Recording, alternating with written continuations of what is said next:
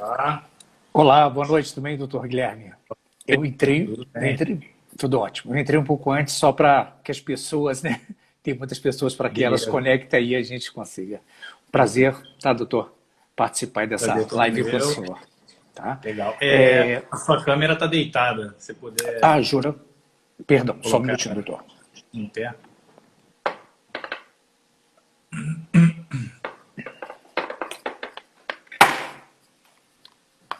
Melhorou, doutor?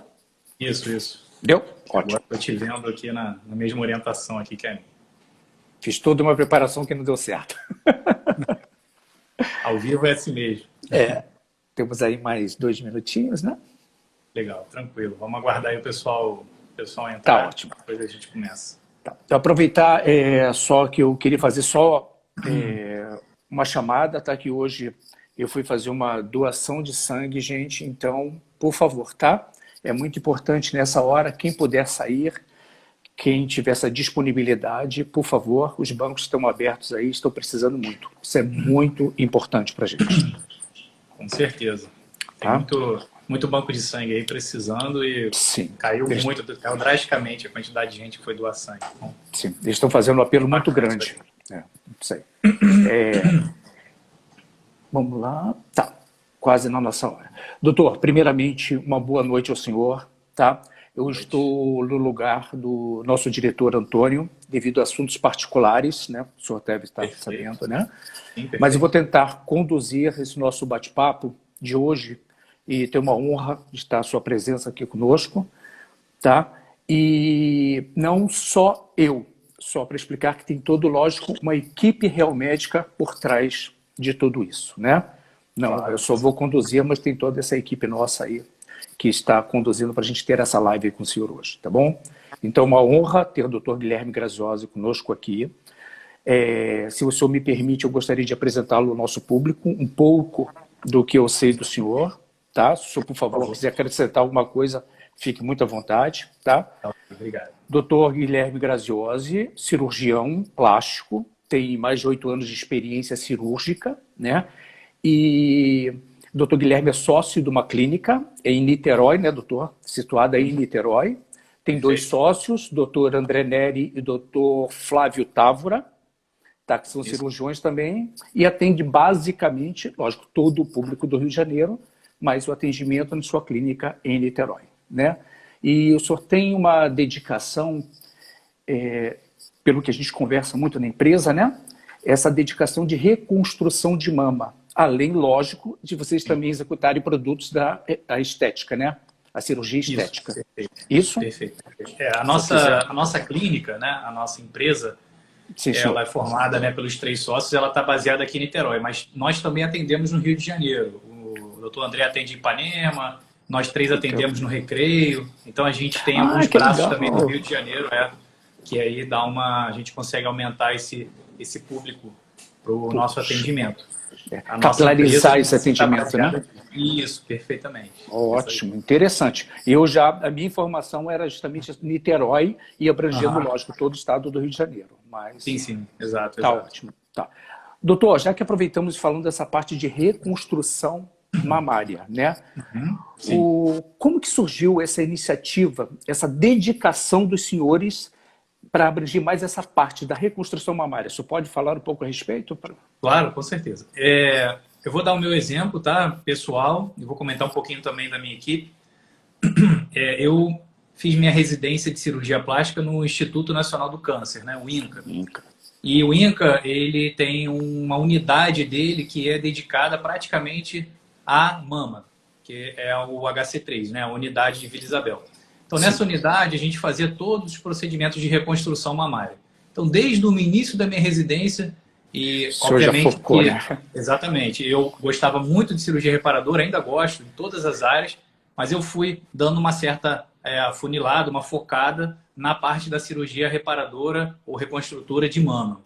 Os meus sócios, tanto o doutor André quanto o doutor Flávio, eles foram do Hospital da Força Aérea do Galeão, que também é um hospital que tem uma tradição muito forte em cirurgia reparadora, isso, o HFAG. Então, todos nós, quando nos unimos e pensamos em fazer a nossa equipe, a nossa ideia era que a gente tivesse realmente uma base muito forte de cirurgia reparadora. Primeiro, porque a gente abrange esse grupo de pacientes, que a gente gosta muito de fazer. Segundo, porque acaba dando um respaldo técnico para a gente poder realizar as cirurgias estéticas. E terceiro, que a gente, com os convênios, consegue esse tipo de atendimento também da cirurgia reparadora. Então, a gente, acho que desde do início, desde da época da residência, já tem esse gosto por ajudar o paciente, por vê-lo se sentir bem, não somente a parte estética, mas também a parte da autoestima, da cabeça do paciente. A gente trabalha muito isso. É muito importante isso. Isso é muito importante, né? Doutor, essas cirurgias de reconstrução de mama, de mamas, no caso, ou mama, né? São de pacientes só pós-bariátrico? Não. O senhor, qual a área que o senhor abrange além disso?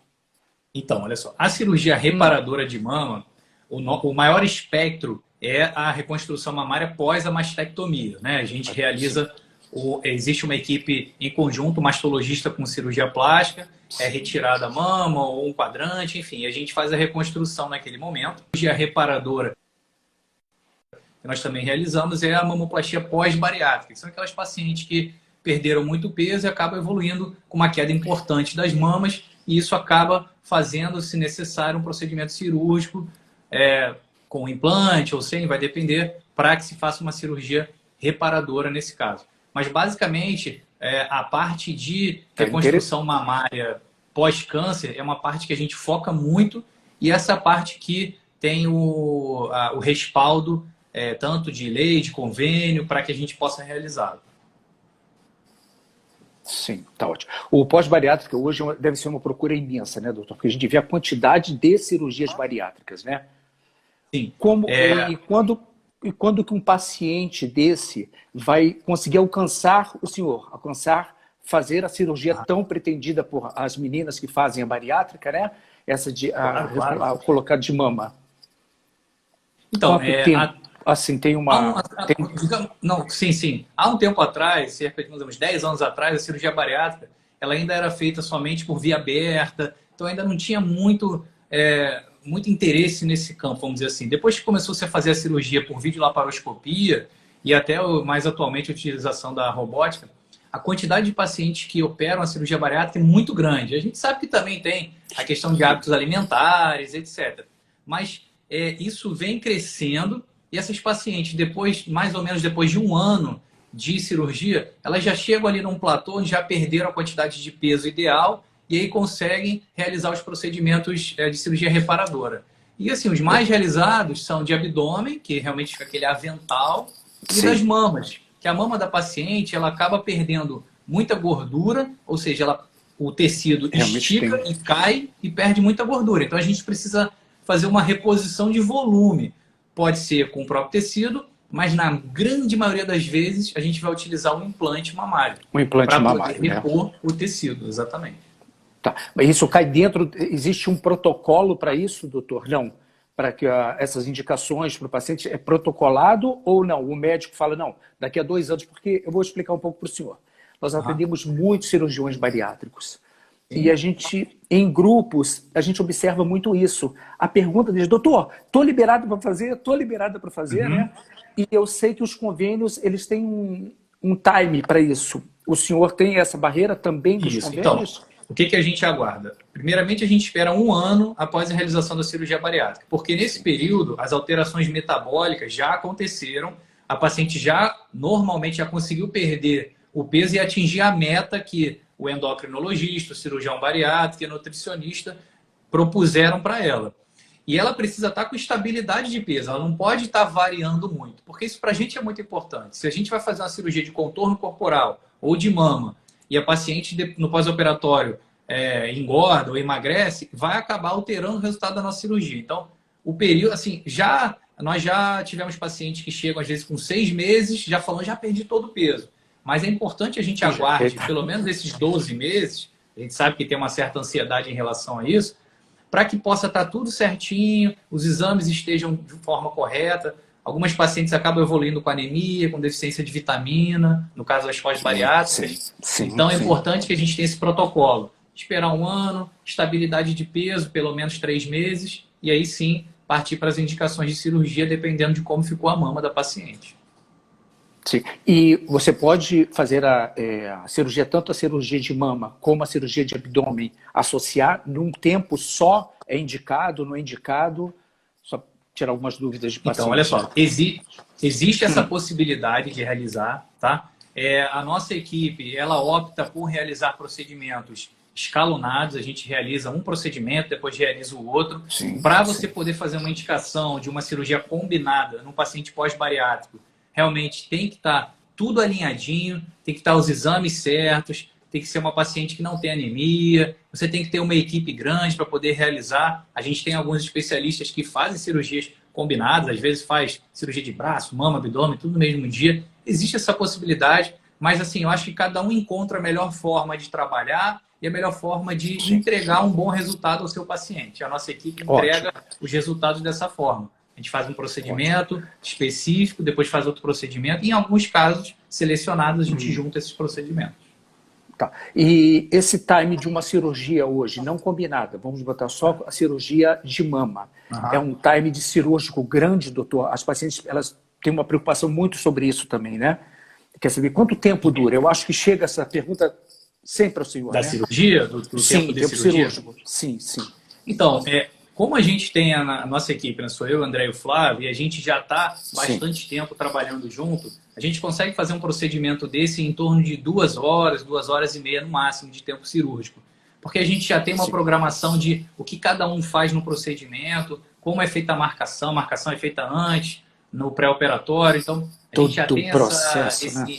Exatamente, tudo alinhavado, a gente consegue fazer em torno de 2 horas e meia, não se estendendo muito. Poxa, Procedimentos que durem mais de 4 horas começa a ter alguma questão com o tempo de cirurgia e de complicação. Então é importante que a gente tente encurtar esse tempo da cirurgia. Tá. Deixa eu entender mais um pouco, doutor. Esse time que o senhor falou, de 2 horas a 2 horas e meia, uma cirurgia, então existem alguns protocolos. Eu estou falando porque a Real também trabalha com alguns produtos que estão agregados junto a todas as cirurgias, também a plástica, que vai justamente no tempo cirúrgico. No caso das perneiras, né, para TVT, prevenção da trombose venosa profunda, né, junto com o equipamento de propulsão dessas perneiras. Se faz sempre o uso no centro cirúrgico, isso é um protocolo da equipe ou não há necessidade? Das meias antiembólicas e também das perneiras. Isso. Perfeito. As pacientes pós-bariátricas, elas por si só já são pacientes que têm um risco aumentado de tromboembolismo, de trombose venosa profunda. Então, a nossa padronização é meia elástica, o compressor pneumático, a anticoagulação no pós-operatório, uma deambulação o mais rápido possível, falar para a paciente andar, e o tempo cirúrgico, quanto menor o tempo cirúrgico, melhor para essas pacientes. Então, tudo isso alinhado, a gente consegue uma opção bem padrão de trombose venosa.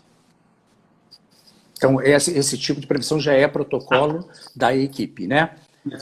Isso. E assim, e o pós-cirúrgico? Agregamos...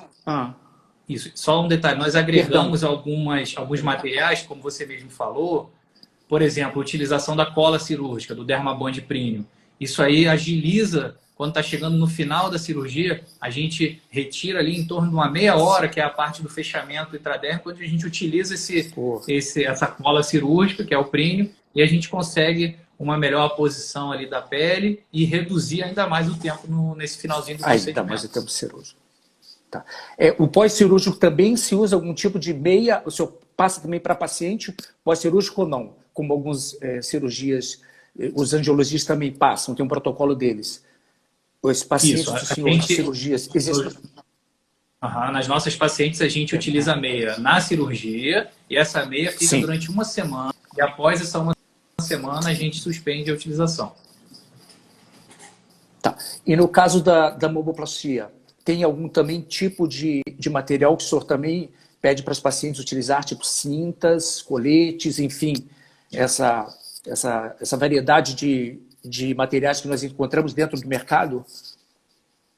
Sim, a cirurgia plástica, ela é uma cirurgia que, para ter bons resultados, a gente depende também desses materiais. Então, quando a gente utiliza um sutiã cirúrgico de boa qualidade, que a gente sabe que vai ter uma boa compressão, que não vai machucar, que o tamanho é ideal, etc., a gente vai ter um bom resultado no final, vai reduzir edema, a prótese vai ficar onde você quer. Então, sim, a gente sempre indica todas as cirurgias, lipoaspiração, abdominoplastia e mamoplastia, a utilização do sutiã cirúrgico, né, do sutiã específico. Sim, específico para isso. É interessante.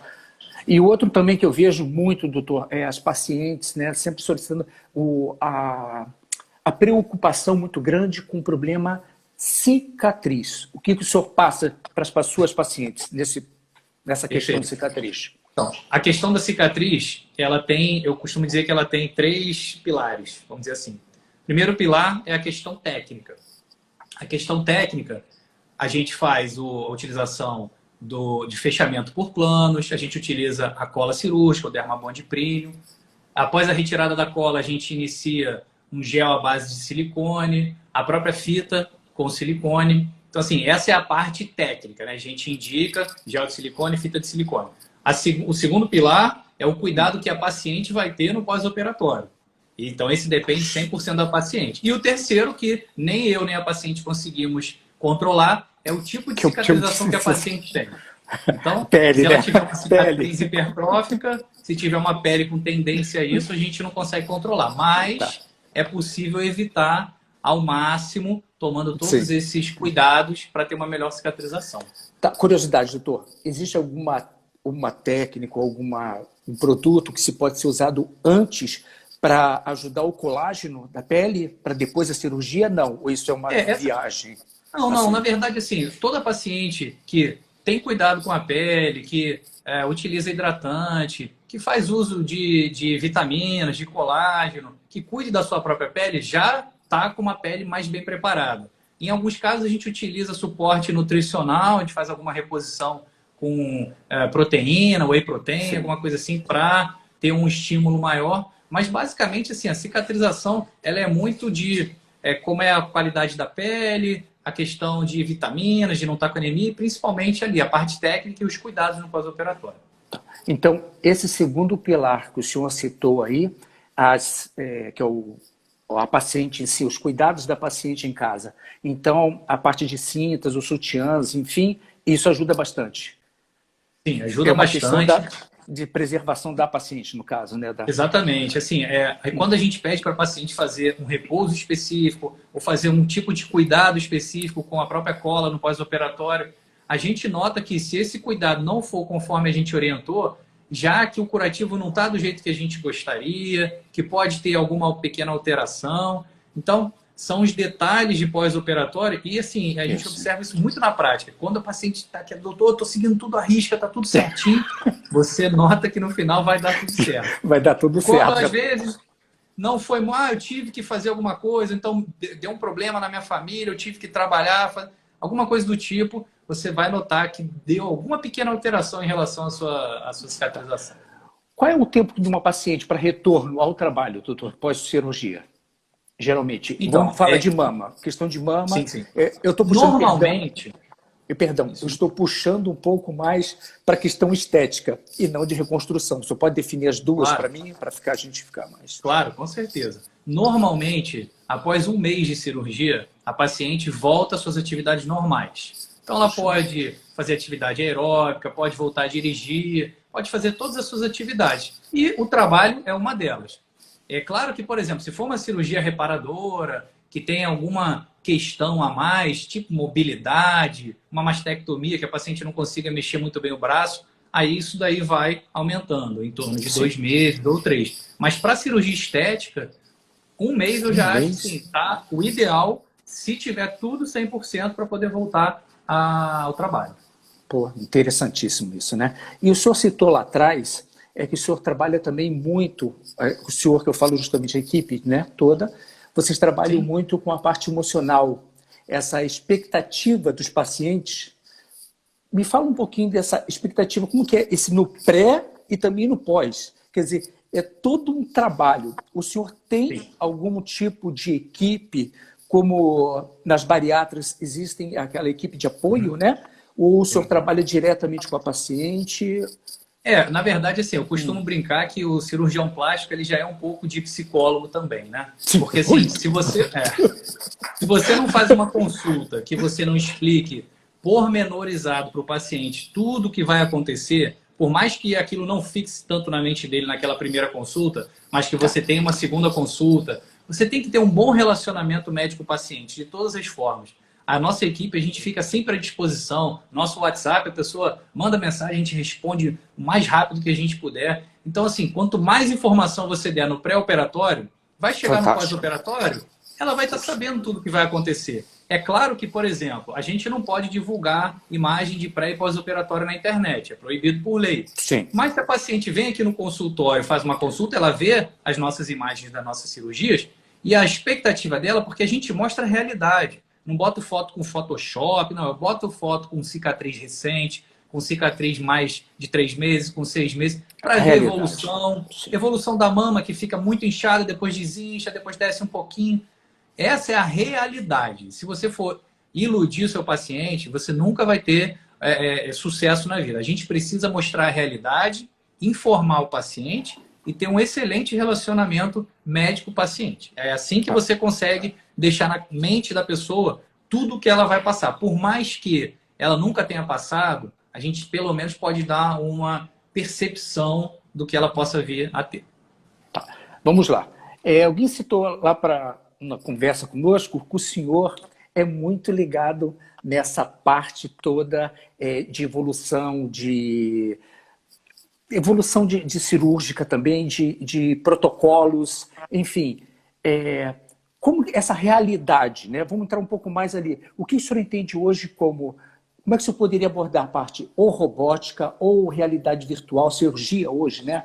A realidade virtual, ou até mesmo existem programas hoje que o senhor pode mostrar para a paciente em tese, né? Chegando muito perto da realidade dela de um pós-cirúrgico. Me fala a respeito disso, doutor. Se o senhor utiliza desses itens, né? E como que o senhor acha que é com a paciente?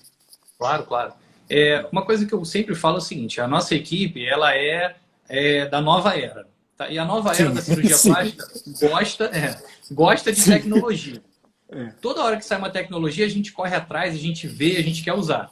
Então, por exemplo, a reconstrução tridimensional com software ou com aparelho, para a gente é muito bom, funciona muito bem, porque a gente consegue pegar uma paciente que vai, por exemplo, botar uma prótese de mama e a gente faz uma medição nela virtual com o aparelho.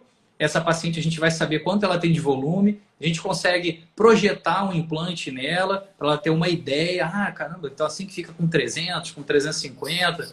Isso aí, na consulta, já abre aquela janela do tipo, ó, eu pensava em botar 400 de ml, mas agora eu já estou chegando para 300, que o doutor já me falou.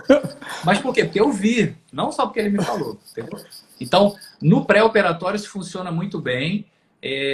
A questão da simulação tridimensional, a gente usa, né? A gente tem aparelho que faz essa simulação. Sim. A questão da robótica, na cirurgia plástica, ela ainda está engatinhando. Ela ainda não tem muita entrada, porque a robótica ela vai trabalhar em cavidades, ela vai trabalhar em locais que você precise de muita precisão, e a cirurgia plástica ainda trabalha em locais amplos e locais abertos. Então, assim, tem um ou outro trabalho ainda engateando sobre isso.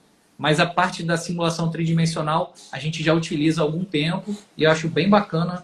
Claro que cada um já tem a sua rotina, né, de como fazer. A gente incorporou na nossa e ajuda bastante, principalmente para o paciente, para ter mais informação, que eu acho que é isso que é importante. Tá. Eu acho que deve ser fantástico esse embate que o senhor falou aí a respeito da paciente, porque ela sempre vê a outra, não ela, né?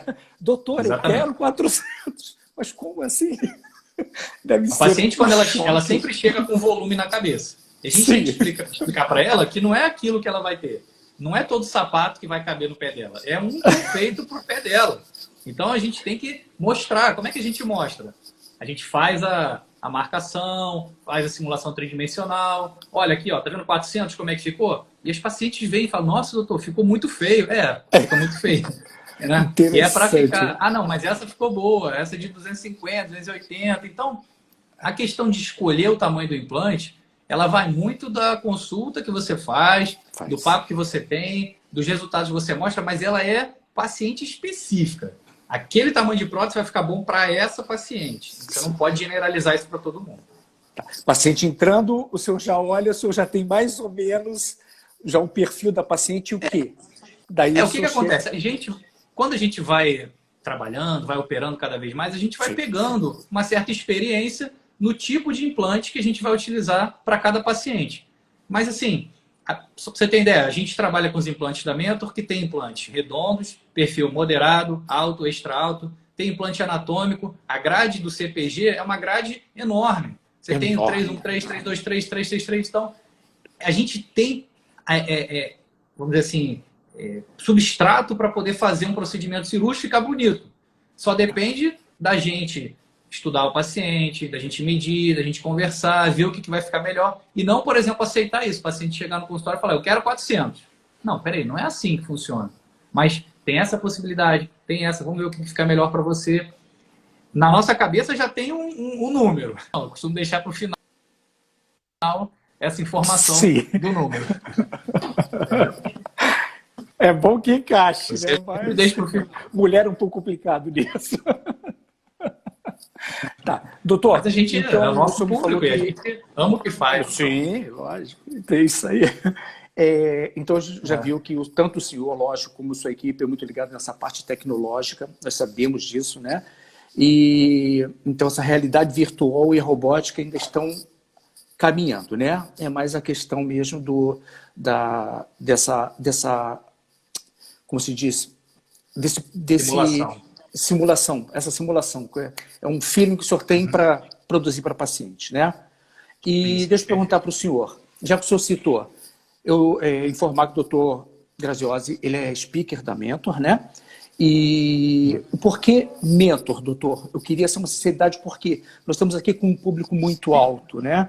Então, eu gostaria que o senhor informasse para eles isso. O porquê Mentor, essa decisão, senhor, Mentor, e se pode realmente ter uma alteração aí para a gente entender melhor isso.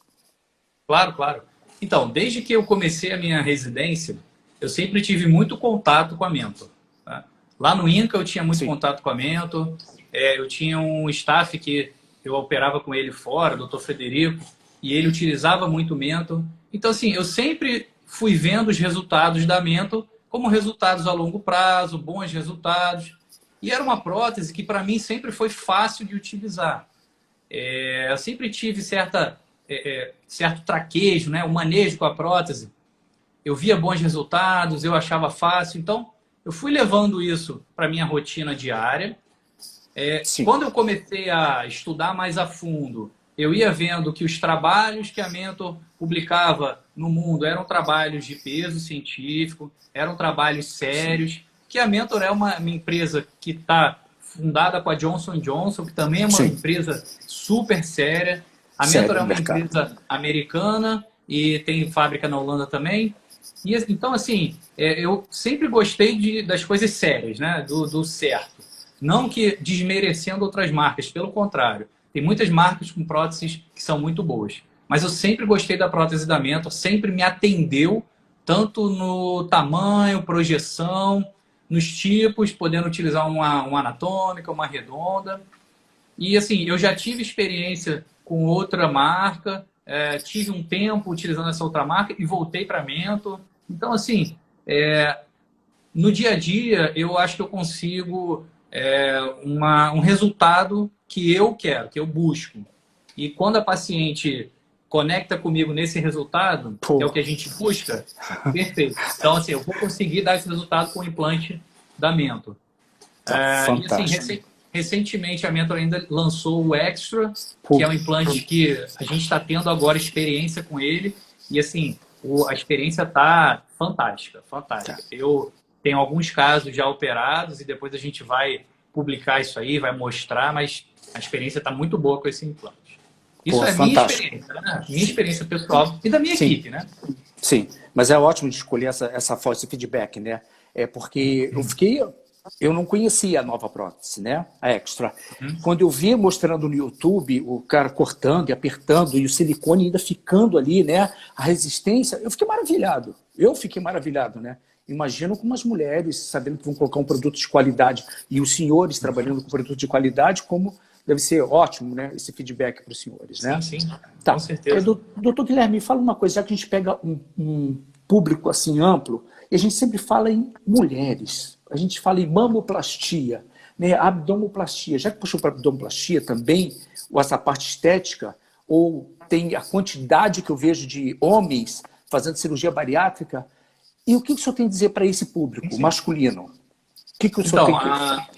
Nós trabalhamos muito também com pacientes masculinos, principalmente paciente pós-bariátrico. Os homens, na parte estética, procuram muito a cirurgia de lipoaspiração, a ginecomastia, que é o aumento das mamas no homem, então a gente faz muito esse tipo de cirurgia também. E nos pós-bariátricos, o abdômen, a abdominoplastia e a própria mama também são as cirurgias mais realizadas. E assim, a gente sempre quer desmistificar aquela questão de achar que o homem está indo no cirurgião plástico, que tem que ter alguma restrição em relação a isso. Pelo contrário, a gente trabalha muito aqui, a gente tem resultados que a gente mostra para o paciente de homem, e a gente já escutou assim, poxa, doutor, eu vou em cirurgião plástico que não tem resultado com homem. Então, principalmente esses pós-bariátricos, que o homem ele acumula muito na região abdominal. Então, a abdominoplastia ou a dermolipectomia, né, pós-bariátrica, é um resultado sensacional para os homens, até em questão de retirada de peso, melhora de infecções ali locais, exposição da genitália, então melhora muito para o homem. E a gente precisa também falar, como você está falando aí, dar essa devida atenção para as cirurgias masculinas. Eu acho que deve porque, eu acho, não sei se a mídia, né? Eles sempre tornam para a mulher, é lógico, o público-alvo, mas hoje, no século XX, né? 21 aí, então a gente tem que expandir isso, né? O homem hoje está se preocupando muito mais, né, com a estética dele, com a forma de vestir, de tudo, né? Então, eu acho que isso é um grande público-alvo, né? Com certeza. Eu tenho uma pergunta aqui, o silicone gel coesivo é o ideal? Eu não conheço. O senhor pode explicar a respeito disso? Na verdade, sim. Todo silicone é coesivo. Tá? Coesividade é aquela, vamos dizer assim, uma propriedade do gel de quando você... Isso aqui é um exemplo de uma prótese, né? Quando você apertar ela retorna para a sua posição original. Isso aí é a coesividade do gel. A Mentor, por exemplo, tem 3 tipos de coesividade. A 1 seria dos implantes redondos, a 3 dos anatômicos. Porque quanto mais coesividade, mais ele mantém o formato do gel. Então, não é questão de ser ideal, não, mas é mais assim, todo gel de silicone é coesivo e existem coesividades diferentes. Desde uma coesividade mais leve até uma coesividade maior, que vai deixar o gel mais paradinho no lugar que ele deve ficar. Sim. Uma coisa também que eu conversando com as amigas, elas com próteses mamárias, elas falaram a respeito muito da sensibilidade. Se perde, não perde, o porquê se perde. O senhor pode falar um pouco a respeito para pegar? Claro. Vou dividir, tá? Vou falar sobre quando você só coloca a prótese e quando você mexe na pele. Quando você só coloca a prótese, se você colocar um implante do tamanho adequado para a mama, você não precisa fazer uma loja tão grande, consequentemente você não precisa cortar e nem esticar esses nervos que dão sensibilidade à areola do mamilo. Então, o implante adequado na loja, a chance de acontecer uma alteração de sensibilidade é muito baixa. Normalmente, a paciente pode até ficar com um pouquinho até de mais sensibilidade, uma hiperestesia, e depois isso voltar para o normal. Então, assim, o que é o ideal? A técnica cirúrgica evita essa questão. E principalmente quando você faz o acesso pelo sulco submamário, não mexe lá na areola no mamilo. Porque aí você vai evitar toda essa questão da inervação. Quando você retira a pele, você tem que fazer aquele corte ao redor da areola e do mamilo, aquele T invertido. Nesse caso, a chance de alteração de sensibilidade é muito maior. Porque você vai acabar tendo que cortar a parte ali da mama ou da pele e acaba tendo alguma questão com os nervos sensitivos da areola do mamilo. Mas a gente nota que, com o decorrer do tempo, o retorno dessa sensibilidade costuma ser bem grande também nessas pacientes. Tá, excelente. E, doutor, e pacientes que ainda vão ter filhos? Como é que fica a questão amamentação? Então, vamos lá, vamos dividir em 2 novamente. A paciente que vai somente... tem que ser assim. A paciente que vai somente colocar implante, o implante que é colocado pela parte inferior da mama, atrás da glândula, ou seja, nada é mexido ali na questão da glândula mamária, nem da areola do mamilo, ela não tem problema quanto à amamentação. É muito, muito difícil ela ter algum problema ali. O silicone não vai atrapalhar, não vai comprimir. Já a paciente que tem algum corte na glândula ou que fez aquela cirurgia do T invertido, Sim. a estatística mostra em torno de 20%, ou seja, 80% vai conseguir amamentar. E 20% talvez não consiga por alguma questão ou da própria paciente ou questão lógico. técnica, ou questão da cirurgia. Tá. E quanto tempo? O senhor fala assim, pós-parto, né? Sim. Teve um filho, quanto tempo pós ela pode fazer essa cirurgia? Ótima pergunta. Todas as pacientes perguntam isso. Quando a paciente para de amamentar, ou seja, quando ela não tiver mais nenhuma saída de leite, você pode começar a pensar em fazer um procedimento cirúrgico. Aí vai variar, novamente, se você vai fazer um procedimento cirúrgico menos invasivo ou mais invasivo. Eu, por precaução, eu costumo pedir de 3 a 6 meses. Essa paciente sem nenhuma saída de leite a expressão. Por quê? Porque o leite tem muita bactéria. Só que a bactéria é boa para a criança, para o neném. Ela não é boa para a prótese. Porque ela pode criar um biofilme ou mesmo fazer uma infecção ali no local da prótese. Então, o ideal parou de amamentar, vamos esperar pelo menos 3 meses. Isso é uma orientação nossa. O ideal, perfeito, tem 6 meses que eu já não sai nenhuma gotinha de leite. Ótimo. Então, aí você pode operar com total segurança. Excelente. E essa questão de acima ou embaixo do músculo, existe isso? Sim, existe. Sim. Existe. Isso aí é uma discussão para um dia inteiro de um congresso de cirurgia plástica, você tem ideia. Mas assim, eu vou resumir para você o que a nossa experiência. Tá? Sim. A nossa experiência é procurar sempre colocar atrás da glândula, evitar mexer no músculo. Tá? A gente procura mexer no músculo somente em caso, por exemplo, de uma revisão, ou uma reconstrução, ou uma paciente que seja extremamente magra, não tem nenhuma cobertura. Porque o músculo, nesses casos, ele vai funcionar mais como cobertura do que como algum outro tipo de... Então, assim, a nossa experiência é subglandular, atrás da glândula, deixa o músculo quietinho ali, uma cirurgia com menos dor e você tem uma recuperação também tão boa quanto fazendo o submuscular. Mas é mais assim, o que eu te falei, é um dia inteiro de congresso debatendo sobre isso, onde colocar. Tá, ótimo. Mais uma aí para o senhor aí que apareceu. Cirurgia reparadora, o senhor já falou lá atrás, né? Mas tá. Que complicações ela podem ocorrer? Que podem ocorrer numa reparadora, doutor? Certo. Então, vamos lá. Quais são as complicações mais comuns no pós-operatório? São as pequenas complicações. Essas acontecem com uma frequência estatística, que é o quê? Uma aberturazinha de ponto, uma áreazinha inflamada, algum seroma, que é um acúmulo de líquido. A complicação que a gente mais teme é a trombose. Essa é a complicação mais temida por todo cirurgião plástico. Por isso que a gente usa meia elástica, compressor pneumático, faz anticoagulação. E assim, é importante ressaltar que a paciente que não estiver dentro ali do protocolo, que não estiver, por exemplo, com o IMC adequado, que estiver fumando, estiver hipertensa, diabética, tem muito mais risco de complicação do que a paciente que está com peso adequado, que não fuma, que está controlada. Isso é importante falar. Por quê? Porque a gente, às vezes, parece até chato, né? A paciente chega no consultório, doutor, eu fumo. Não dá para te operar. Você está fumando, você precisa parar de operar. Mas se eu for ali no outro, ele me opera. Aí que entra o problema, porque o risco de complicação é muito maior. Pode ser que não dê nada, mas... Tem probabilidade, então. Tabagista, que é quem fuma. O risco é altíssimo de complicação. Então, precisa seguir ali as orientações que a gente passa. Sim.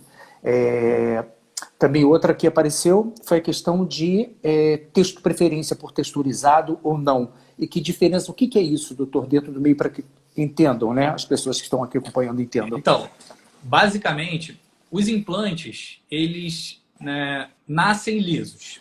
E eles recebem texturas na hora da fabricação. Então, o implante ele pode ser totalmente liso, ele pode ter uma nanotextura, ele pode ter uma microtextura, ele pode ter uma macrotextura, ele pode ser de silicone, de poliuretano, de espuma, enfim, tem um monte de opções, tá? Por exemplo, lá nos Estados Unidos, o mais comum é utilizar implantes lisos. Aqui no Brasil, o mais comum é utilizar implantes texturizados. Existem os implantes de poliuretano, macrotextura, microtextura. Os implantes da Mentor, os Siltec, são de microtextura. A microtextura, ela permite, por exemplo, você ter uma leve aderência e ela te dá ainda a questão da texturização, do silicone. Os implantes lisos, totalmente lisos, já existem trabalhos mostrando que eles têm uma tendência a ter uma contratura capsular alta e complicações como, por exemplo, a rotação do implante. Sim. O implante com textura, ele vai perdendo essa questão de rotação. Claro que tem várias causas disso acontecer, mas quanto mais textura, ele tende a ficar mais coladinho dentro dos tecidos. Já os lisos, eles tendem a se movimentar mais, deixar uma mama mais mole, mais natural. Porém, tem algumas questões técnicas que precisam ser realizadas para evitar questão como contratura e outros tipos de problemas em relação ao implante. Tá. Basicamente, os da Mentor são os implantes microtexturizados que nós utilizamos. Sim. Isso vai muito da escola dos senhores? Quando vocês fazem, Sim, a escola, ela tendencia a um tipo de produto a ser utilizado? Também vai muito da escola, também. No Rio de Janeiro, a gente tem uma utilização de poliuretano grande, tem algumas escolas que utilizam bastante poliuretano, e também tem bastante utilização de prótese texturizada. Praticamente não tem prótese lisa no mercado. Então, isso vai muito de escola. E assim, eu costumo dizer, eu sempre falei isso não só para os representantes da Mentor e para outros que vinham aqui no consultório. Eu falava, olha, vocês têm que ir no residente, vocês têm que ir no início, no aprendizado, porque é lá que a gente forma a nossa ideia. Você não pode chegar num cirurgião de 10, 20 anos de experiência e falar para ele usar uma prótese diferente. É muito difícil de acontecer isso, de ter essa troca. Já quando você vem aprendendo, vem formando ideia, desde o início da residência, mostrando, obviamente, que um produto de qualidade vai ser muito mais fácil do que um produto que não tem qualidade. Então, fazendo dessa forma, você consegue, a longo prazo, mudar essa questão de uma escola é assim, de outra é assado, e ter a sua questão pessoal. E eu sempre indico também, quem está começando, procura a literatura, vai ler, vê as publicações, porque tem muita informação sobre prótese de mama. Muito. Como eu te falei, é um congresso inteiro, é um dia de debate, é um congresso inteiro só sobre prótese de mama. Como apareceu agora, doutor Graziosi, uma pergunta a respeito de um produto também nós vendimos lá na empresa e depois não teve mais a procura. A matriz dérmica. Quando se usa, por que se usa e se realmente é uma coisa que traz um grande benefício ao paciente? A matriz dérmica ela é muito utilizada em queimados e tratamento de feridas. Sim. Isso é muito utilizado. A utilização dela é sine qua non para isso. Tá? Sim. Recentemente, vem se utilizando matriz dérmica para reconstrução mamária e algumas cirurgias mamárias. A reconstrução mamária, eu acho que já está mais estabelecido isso. De que forma? Você vai utilizar a matriz dérmica para dar um suporte na prótese, no polo inferior, ou mesmo uma cobertura nessa prótese, quando se faz uma reconstrução de mama, por exemplo, totalmente na frente do músculo, você cobre toda ela com essa matriz. Lá nos Estados Unidos, por exemplo, eles usam a matriz dérmica de origem humana. A gente não tem aqui. A gente tem porcina, de origem porcina, e tem as de origem vicrio, enfim, polipropileno. Mas a gente costuma usar em casos selecionados para reconstrução mamária. Tem o seu papel, tem o seu espaço, mas tem a questão de custo, né? Porque são materiais de alto custo. Muito caro. Não tem alguns convênios que acabam dificultando a utilização desses materiais, mesmo sabendo que o resultado vai ficar melhor usando esse material. Interessante que nós tivemos uma vez no Fundão, e reunindo o pessoal da plástica de lá, e eles falaram muito sobre tela de Vicryl. Agora que o senhor citou, eu lembrei muito sobre tela de Vicryl. Também servia isso para um apoio? Serve. A questão Sim, ele serve como apoio. A questão é que assim, ele vai ter algum grau de absorção. E normalmente as matrizes dérmicas, elas costumam ter alguma espessura. Elas funcionam como um enxerto. A matriz dérmica é um enxerto. Você coloca ali em cima da prótese, mas a pele vai ter que grudar naquela região, ou o músculo vai ter que grudar naquela região. Então, se ela for muito fina e for absorvida muito rápido, por exemplo, o Vicryl, a absorção dele, se for um Vicryl, normalmente é em torno de 20 a 30 dias, pode até demorar um pouquinho mais. Mas se for uma tela mais que tem algum grau de aderência ao tecido, mas que mantenha por mais tempo, essa, na verdade, seria a tela ideal. Tá? A gente tem algumas telas que são misturadas, né? Vicryl com Prolene, tem parte não aderente, isso, a Vipro, Ultra Pro, tem a parte não aderente, tem a parte aderente. Então, assim, existe espaço para a utilização da tela. Não é todo mundo que usa, ou não tem essa parte técnica, né? Mas ela tem sim um grande espaço aí na parte de cirurgia mamária, principalmente na reconstrução. E é claro, hérnia, ferida, essas coisas todas a gente utiliza isso daí também, né? Com muita frequência.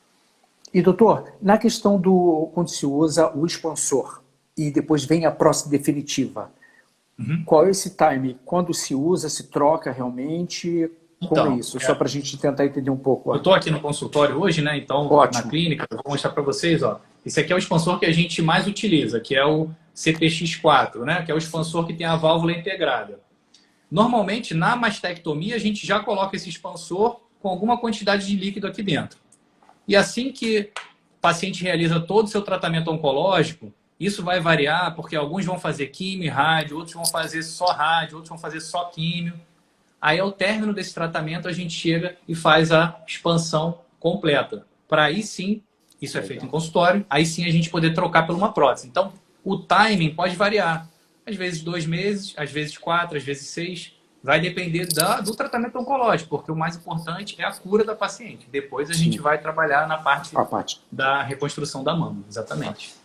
Então, o expansor só serve para a questão da paciente, só uma questão de cabeça mesmo? Só para ela? Na verdade, o que acontece? Quando você bota o expansor na mama, você consegue preservar um pouco daquele footprint, ou daquele scaffold que a gente chama, né? Aquela área, aquela região. Exatamente. Conseguindo preservar, e, por exemplo, quando você associa uma tela, você consegue preservar o sulco inframamário, consegue dar um aspecto ali na mama, em outro tempo a gente vai trocar pelo implante com maior facilidade. Então, a paciente ainda assim sai com a mama menor. Ela tem a percepção da retirada da mama. Não é totalmente reto, mas ela tem a percepção e depois ela expande. Exatamente. Tá, excelente. Doutor, eu sou meio cru nisso. O senhor tem um time? Tem o nosso time aí? Quanto está batendo? Não, né? Tem 45 minutos. Pode tá, ótimo. Ficar à vontade. Já fiquei meio apavorado da outra, eu tive 10 segundos para acabar. E eu não queria. Tá bom, ótimo então. Perguntaram aí de novo a respeito do doutor Sim utiliza a respeito de cicatriz. Uma nova pergunta. Se o senhor utiliza fita gel e outros tipos. A nossa preferência é, quando tirar o Dermabond, colocar gel à base de silicone e associar a fita de silicone. E se, por exemplo, tiver alguma questão de cicatriz hipertrófica posteriormente, aí a gente passa a utilizar fita à base de corticoide ou mesmo faz alguma infiltração nos pacientes que têm esse tipo de cicatrização hipertrófica. Tá ótimo. Pulando de um polo ao outro agora, vamos sair um pouco disso para não ficar um pouco maçante. Quer dizer, maçante eu acho que nunca, né? Estou pedindo até mais 2 horas aí de não dá. A gente fala que gosta, né? Aí passa rápido. Doutor, no tempo de hoje, como está sendo? O senhor está fazendo teleconsulta? Como é que o senhor está tratando hoje, né, essa pandemia que nós estamos vivendo? Sim, perfeito. Primeiramente, espero que todos estejam bem, né? Todos que estão assistindo essa live, você também. A gente começou a nossa quarentena no meio de março. E até o momento a gente praticamente realizou, se a gente conta na mão a quantidade de cirurgias que a gente realizou, todas de reconstrução mamária imediata. Ou seja, paciente que ia tirar a mama por câncer e a gente foi lá e fez a reconstrução. Ainda assim, teve uma queda importante de cirurgia, né? Normal, acho que as pessoas realmente tinham que tá isoladas. O consultório, a gente está retomando as atividades de consultório agora, vendo esses pós-operatórios que fizeram, né, a reconstrução mamária, com todos os cuidados, paramentado, com luva, máscara, óculos, a secretária o tempo todo fazendo a limpeza, a higienização. Então, é um novo normal. Na verdade, eu acho que a gente vai se adaptar. Eu até comentei isso esses dias, que vai ser uma coisa boa que todos nós vamos viver com muito mais higiene ao nosso redor. Sim, principalmente em locais assim, de aglomeração. Hoje mesmo eu tive que ir no supermercado, passei lá e tinha um rapaz só borrifando álcool gel em toda a fantástico, então, fantástico. A gente não via isso, entendeu? Sim. Então eu acho que isso essa preocupação, né, doutor? Exatamente. Essa preocupação com o outro, o bem do outro. Exato. Porque assim, nós da área médica, a gente já se preocupa muito com isso. E é claro que a gente via, não, esse lugar aqui não está legal, esse outro está bem adaptado. Agora não, agora vai todo mundo ter que passar por isso. Então, eu acho que vai ser aos poucos, a gente vai retornar, a gente está retornando os atendimentos. As teleconsultas existem, a gente tem a disponibilidade delas. No consegue? Nosso site. Consegue fazer paciente ali? Como é que... Para cirurgia plástica, a gente faz uma pré-consulta, porque precisa ter uma consulta presencial. A gente precisa examinar. A nossa especialidade ainda é muito física, né? A gente tem muito que palpar, ver, a gente tem que sentir o que vai ser feito. Mas como uma pré-consulta, e isso a gente realiza, fazer uma anamnese, pegar os dados, ver algumas fotos, ou mesmo a paciente mostrar. E é claro que a parte de cirurgia reparadora, principalmente câncer, eu fiz uma cirurgia de melanoma, fiz algumas cirurgias que não tem como esperar, né? Sim. Mas, assim, realmente tomando todos os cuidados necessários, porque nesse momento é isso que a gente precisa.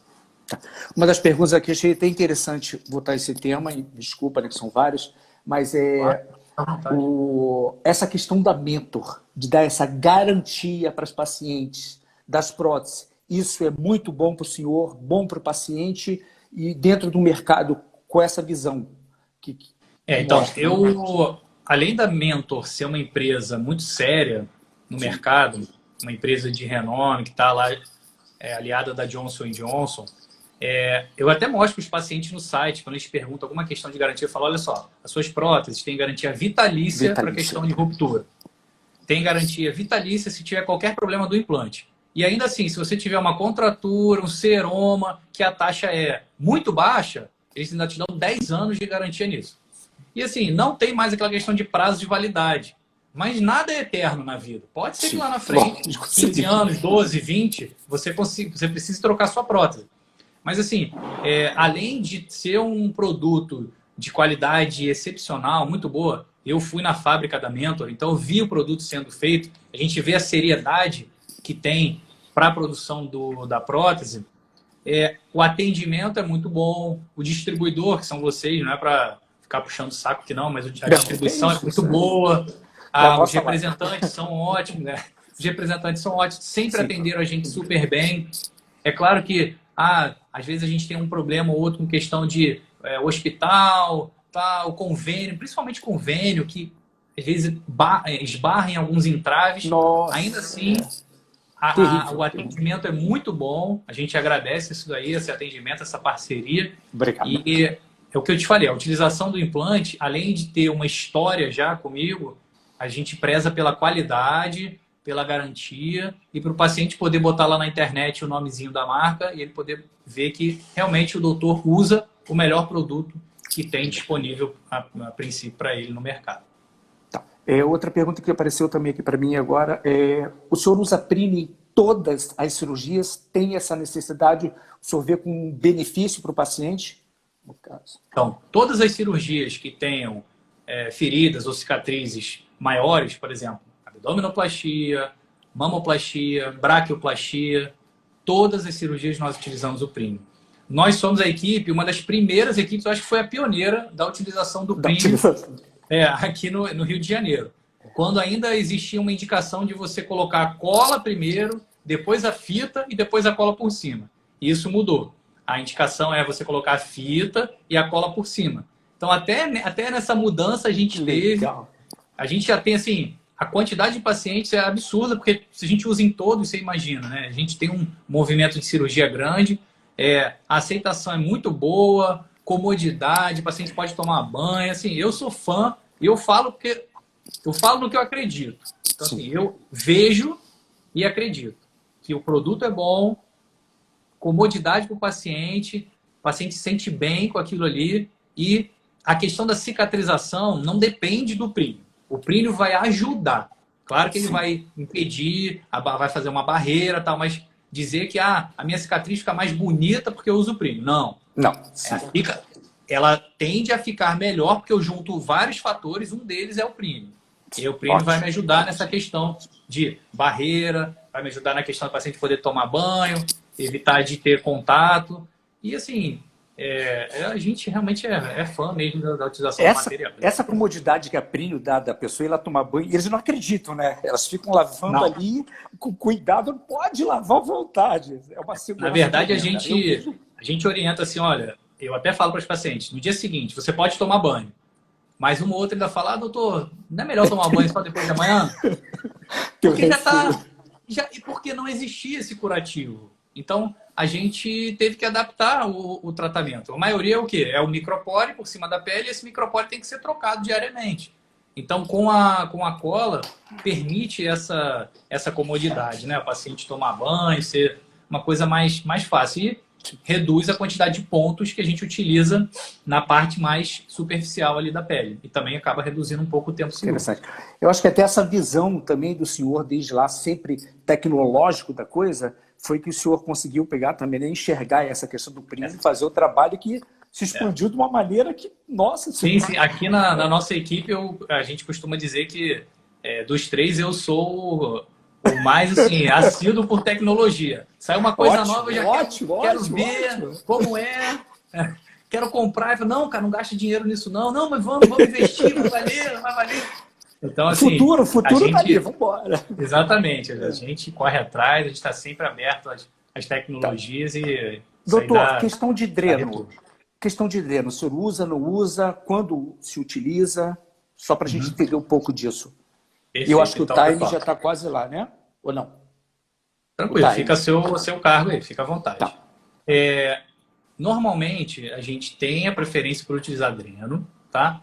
Por alguns motivos. Primeiro que ele vai reduzir a quantidade de líquido que vai estar no local. Então, quando a gente faz um procedimento cirúrgico, principalmente reparação, uma abdominoplastia, uma mama, acaba juntando muito líquido. Então, a gente prima por colocar o dreno para tirar esse líquido que está ali acumulado. E a gente nota que se não deixasse dreno, ia ter muito líquido acumulado e a quantidade de seroma ia ser muito maior. Então, a gente praticamente sempre deixa dreno para esse tipo de cirurgia.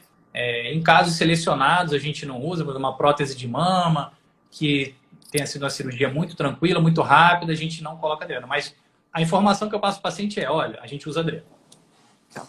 Só para deixar já logo dentro do protocolo. Doutor, alguma coisa o senhor queira colocar aí nesses 3 minutinhos que nós temos? A mais? Senhor, por favor, fique à vontade. Olha, não, a princípio eu fico sempre à disposição. Foi um bate-papo, né? Um bate-papo gostoso. Assim prazer em ter conhecido o senhor e ter, né, o senhor como... Obrigado. Assim, sempre, né, nos auxiliando, né, sempre dando a sua palavra para a gente no que é preciso. As meninas adoram o senhor, então... Eu acho que assim, a gente tem a possibilidade de passar a nossa experiência, falar, e agora eu estou tendo a possibilidade de, como consultor, né, da Mentor, pela Johnson & Johnson, como speaker, falar isso até para os colegas cirurgiões plásticos, um pouquinho da minha experiência. Assim, eu até brinco, né? Recém saído das fraldas, né? Que o pessoal fala. Só 8 anos já tua. Tô ali antes dos 10 anos. Mas, assim, a nossa experiência com cirurgia reparadora é uma coisa que é muito bacana, é muito legal a gente mostrar isso. Fantástico. E é legal passar como a gente usa. Recentemente, eu fui até ajudar um colega a colocar um Becker e, sabe, é uma coisa legal você poder passar. Eu gosto muito de ensinar, essa troca, de ajudar. né? Essa troca é fantástica, né? Assim, eu tenho pai, mãe, professores, entendeu? Então, acho que